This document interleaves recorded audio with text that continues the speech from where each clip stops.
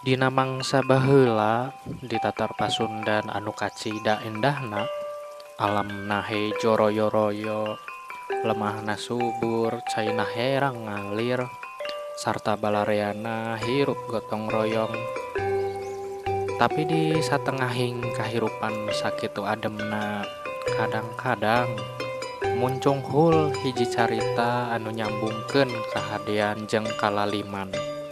Sapertos dongeng ieu, carita ngeunaan hiji wanoja anu beunghar tapi sombong, sarta hiji pangemis anu teu kasampak ku panon biasa, tapi mawa hikmah gede keur sakabeh jagat. Ieu carita teh dingaranan Asal Mula Situ Bagendit.